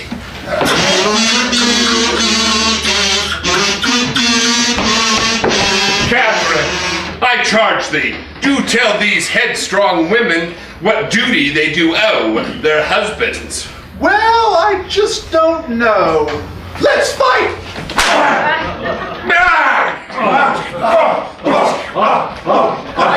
I couldn't think of anything else. Something about the ending doesn't quite work. Take that! And that! And that! And that! Though I am but a drunken Lift that threatening, unkind brow. What? That's not. What's going on? I don't know. Dart not scornful glances from those eyes to wound thy lord, thy governor, thy king. Nay, what? What? Is Sly the Tinker? He's not in this. Blots thy beauty as frost to bite the meads, confounds thy fame as whirlwind shake fair buds. Shut up, you! What is that? Shakespeare, his play. Oh, right. A woman moved is like a fountain troubled, muddy, ill-seeming, thick, bereft of beauty. And while it is so, none so dry or thirsty shall deign to sip or touch one drop of it. Kill him! Why, it's good! My husband is thy lord, thy life, thy keeper, one who cares for thee, and for thy maintenance commits his body to painful labors, both by sea and land, to watch the night in storms, the day in cold, whilst thou liest warm at home, secure and safe, and craves no other tribute at thy hand but love, fair looks, and true obedience, too little payment for so great a debt. Why, such a tribute as a subject owes a prince, such a woman oweth to her husband.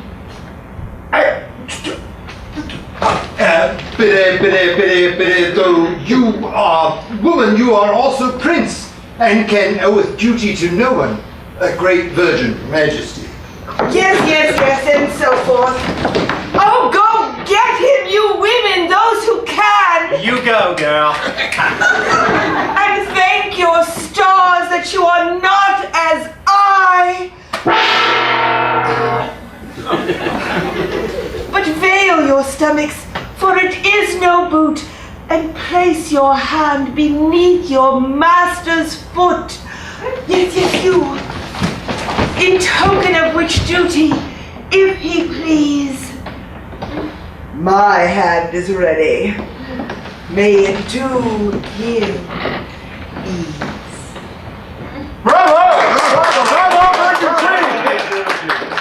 A most gratifying fantasy. Bravo! Leave me!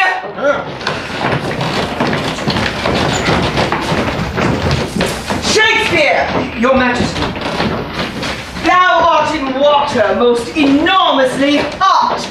untouchable goddess, how have I offended? How darest thou alter by thine own actor's whim a work of divine transcription? Oh, great Majesty, in all the dimness of mine own humility, it seemed to me that the ending needeth work. How now? Assault with me with dramaturgy, thou upstart crow! Nay! And where hast thou gathered all thy goodly wit? From which university? Pray answer! I have taken great pains to educate myself, Divine Highness. That doth proclaim itself. Perhaps in the tower you shall find time for those further studies thou dost evidently still require. Oh, send me not to prison, sweet Highness! Oh, please, mercy! Mercy, good majesty. No more will actors ad-lib! Issue from Put this on stage! Oh, strike me dead for offending, for I did not mean it. Well, enough all. My great success today inclines me towards mercy. Oh, thank you. Merciful Majesty. But I do henceforth command the part of sliding tinker be cut most brutally short. Farewell, good players. Farewell! Farewell. Congratulations on that great opening! Shall run 1,000 performances. Watch thy step, Shakespeare, that thou not overstep. Forget not that thou art in disgrace until further notice. I think that went swimmingly well! Quite. Be not downcast, Will! I am in disgrace with fortune and men's eyes. Nay, you alone beweep your... Sly the Tinker. The Lord is in a merry mood.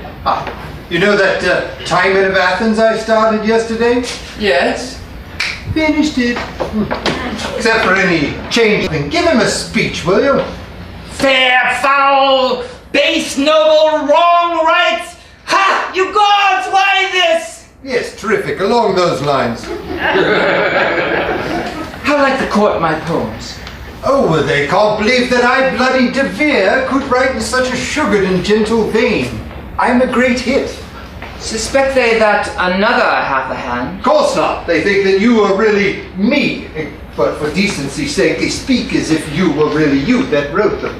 And if they thought that I were I? Well, they wouldn't dare approve them, of course, coming from a player. You know what people are. Why, hello, Sir Francis. Hello, De Vere. I was looking for the lost down. Perhaps this one. Needst not dissemble thy purpose, Bacon. That bulging manuscript in thy cloak proclaims it as loud as thou canst deny. Or art thou just glad to see me? Thou hast the dread contagion of poetry, and I'm Mr. Shakespeare here, the only physic in the kingdom. Oh, you're Shakespeare? Yes, my lord. Oh, well, I have a...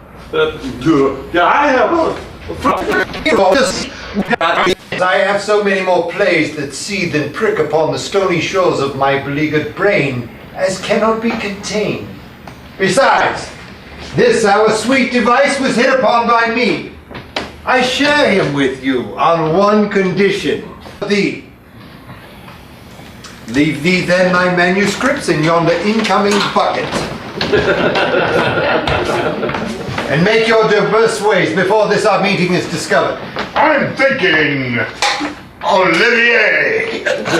This shall be performed on Broadway. Thou shalt really like it. My agents will call.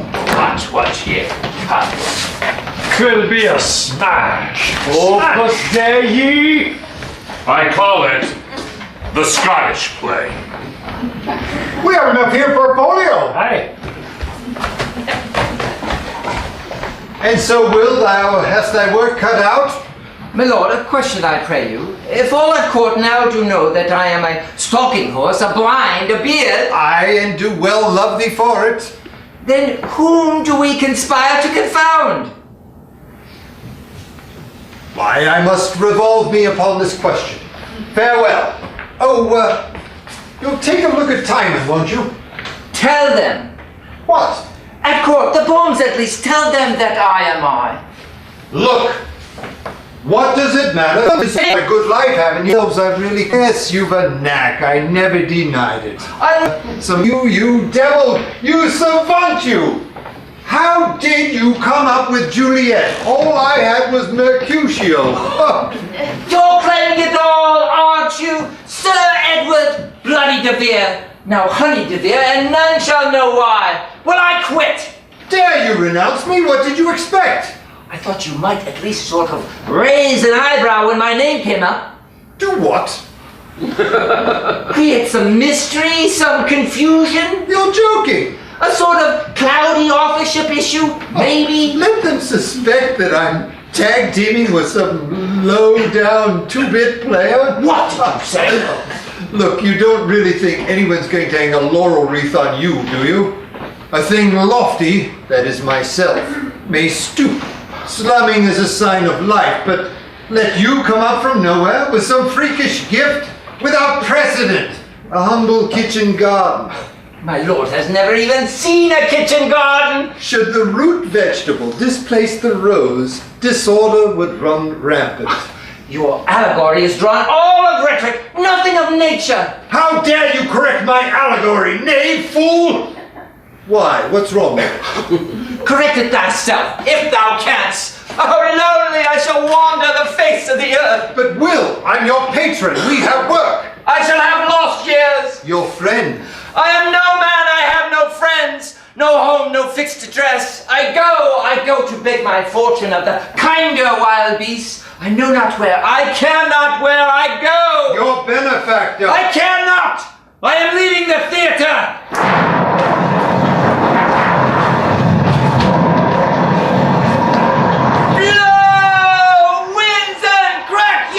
Cheeks! Mountains, fart yourself! Sea, puke! Oceans, vomit yourself sick upon the shore! Fire, unsheath thy pistol and piss flames upon the wandering crowd beneath! Please run away, please! Go into gold! Please, come inside now!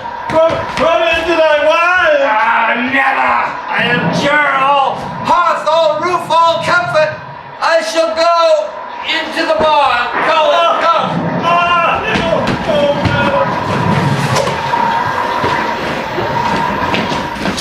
Here lies the bones of old Doc Burns. Whose soul on Satan's fire pit turns. Another! When home to heaven weekly goes, The devil nippeth at her toes. Lord, to attend for all. Nay, I'm sorry. God, leave us a while. Oh, sweet calling to those enraptured musings that amorous absence hath so long delayed. I go. Why not? For women, that tongue at me that late did vow nothing but honey. Nay, forgive me, sweet. All the betrayals of this world, a good wife who waited for me through all my folly. Why, sweet, put up thy cheek too pale. Where flee thy former roses? Oh, it's nothing. I shall never leave thee again, blessed saint whom I do not deserve. You! Afternoon! We happen to be in town. You! Good wife, fetch us some small beer. I go. You are not welcome here. Charming woman. You look well. Doesn't he look well? Certainly he does. How goes it? Oh, very well. My wife has brought me twins in my 2 years' absence. Congratulations. Congratulations. We'll get right to the point.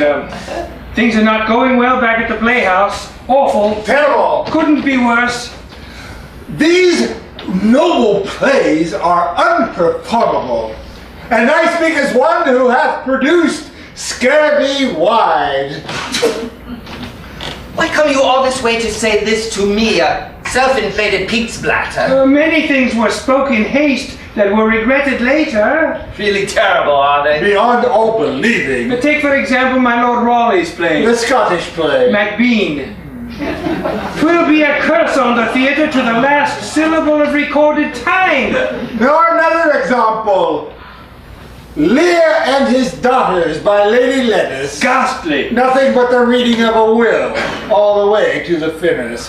What means this lady?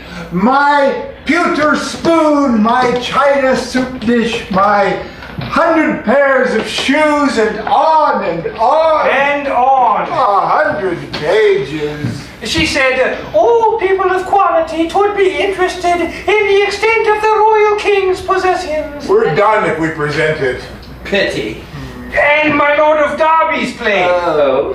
Any way you want it. A romp.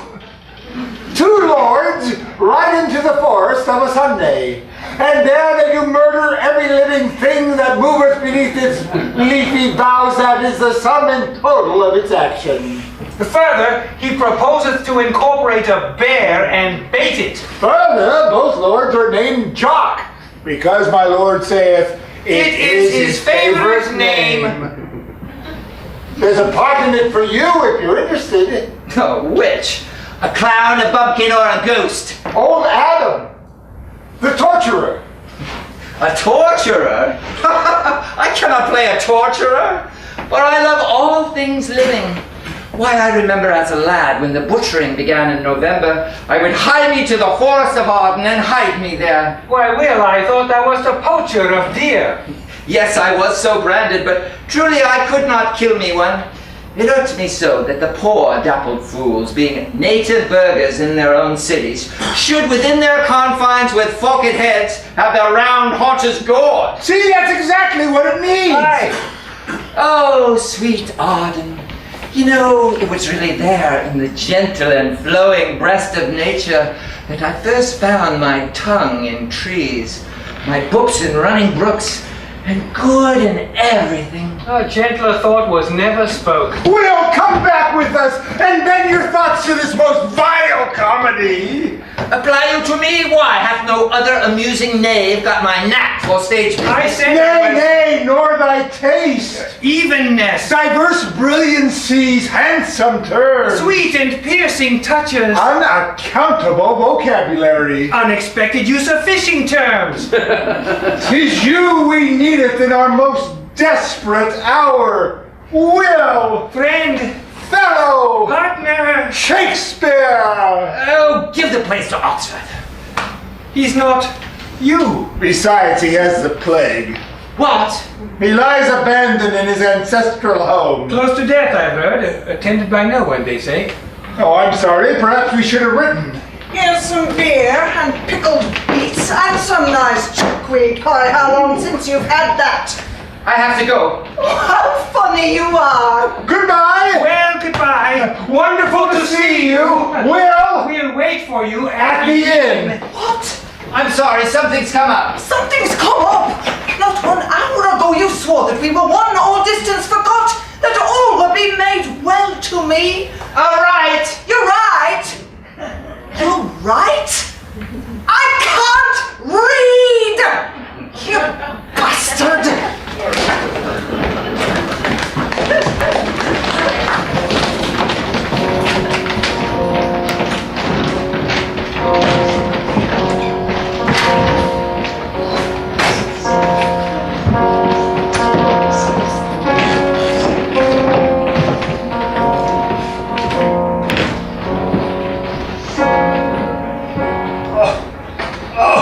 Oh, it's too much I suffer. I burn a pox upon this blade. Lie still. You upset yourself and make it worse. Oh, Henry, curse the fatal infection that doth unknit my bones. I shall die. I shall die. Really, you shouldn't be here, darling. I'm catching. I am here, and here I shall remain until thine end. When suffering stops and rest begins. And there are no devouring worms where you will go. They live all above with us, the living. My fever overwhelms me quip by quip. I cannot think of anything funny. I cannot think of anything at all. An aching chamber of aching holes. Oh, hell! Who's here? 'Tis Will. I hear my muse hath fled me for a country dwelling. My lord, my noble friend. Do you weep, sensitive Will? Gentle Will? Usurping Will, who hast won thy bread and made thy bed and borrowed fame? Who dare to couple with the great under cover of thy name? Hush, Edward. Why do you abuse him that loves you? Mark how his tears do flow for you. Dying makes one out of temper. Forgive your fair friend. Think not ill of me when I'm gone. My lord, whose friendship gave me everything. I always said that in we two hath nature's genius met ours. But I could not have thought of full stop. This railing hath furthered thy infirmity.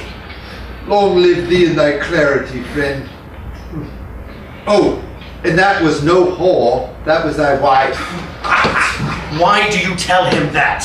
What is it that thou tellest me? That ransom, gamesome, toothsome bawd that we two did board was thy wife, pretending to thee for love's sake. She was thine own. Oh! Wilt thou destroy the purity of my wife and the attraction of my mistress in one foul revelation? Shame, Edward.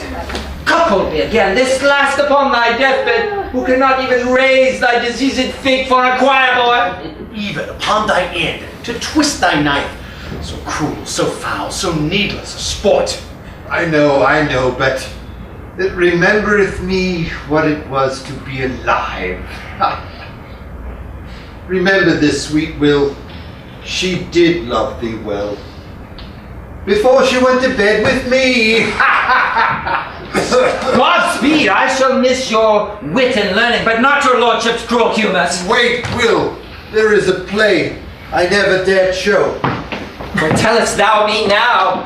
Whence thou hast kicked me, shall I love this news or give it down? About a man who loves a man, but never dared show it. Take it from me, finish it, and proclaim me when I'm dead. It's called Twelfth Night, in which a boy loves a lord and almost dies of it. Why look you meaningfully upon me? Unlike my life, unlucky, it has a pleasing end, in which love triumphs. Something like my story as a boy. I wish it to be told. Why should I do it? Because as true as 'tis thou hast a great gift for poetry, it's also true thou hast no gift for plot. And this 12th night has a good plot. But call it what you will. That which I fed on consumeth me. So far does this disease progress, he stealeth Marlowe's motto.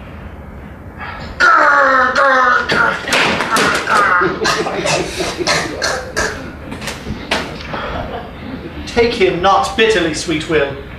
Thy tears wet his hand, that could not shed a tear himself. Thy work shall be, when we shall be forgot. Take his trunk of manuscripts, make them live, as he could not.